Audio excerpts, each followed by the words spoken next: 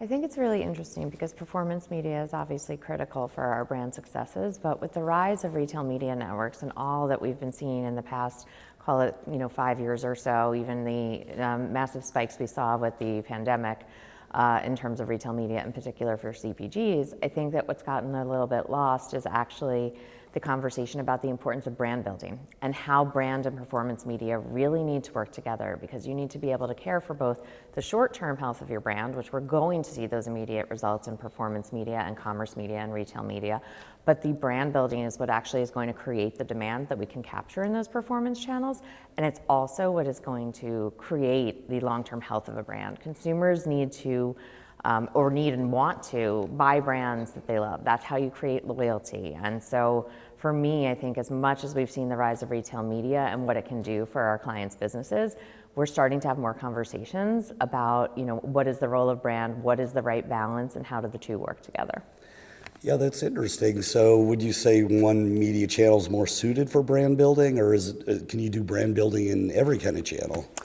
I think that certainly, I actually hate the term funnel, and I believe the funnel is dead in part, but we still use it very much in this, in our business and in our industry.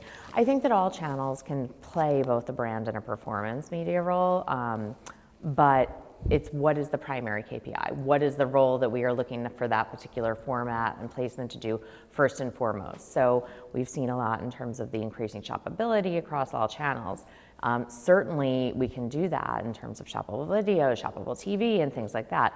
But the primary role of that creative is probably more to connect with consumers and tell them the story about your brand and create a bit more of their relationship. So yes, formats and placements and channels can do both, but I think it's also important to understand what is the primary objective and make sure that we're balancing towards that. And so I've heard you discuss this theme about content, commerce, and culture. Maybe you could elaborate a bit on what that means for brands. Absolutely. So in my role, I oversee all three of those practices at our agency. And the reason that we actually connected those three areas is because we saw that there's incredible synergy and power when you're able to connect what you're doing across those three areas together.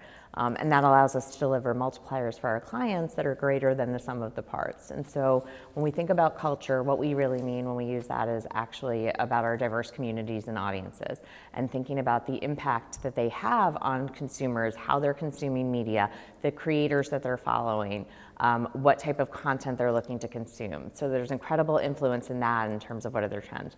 Then when you think about content and influencer, creators are now another sales force for a lot of our brands. They're also one of the more trusted channels that people are learning about brands from. And then commerce, obviously everything is becoming increasingly shoppable, and with the power of the first party data that we're able to leverage in those regards, it can be a thread throughout all. And so for me, it's like, where are those moments that we can connect the 1 + 1 + 1 of those three areas, because it actually can deliver, an 8 or a 9 versus a 3 if we're doing it right. Well, Colleen, thanks again. This has been really informative. Looking ahead, is there anything you're excited about in the year ahead, or perhaps something you'd like to see happen? I think given the areas that I focus on, I'm excited to exploit more of those moments where we can connect really the content and cultural moments and create them in more of a fashion that they're going to create that, commerce experience for our clients. So when you think about things like Super Bowl, that's obviously a great cultural moment that drives massive sales for a lot of the brands that participate or interact around that. But there's micro moments too. And so for me, it's about how do we leverage the incredible amount of data at our fingertips to identify the micro moments that our brands have a right to play in, and then create those experiences that really deliver that trifecta.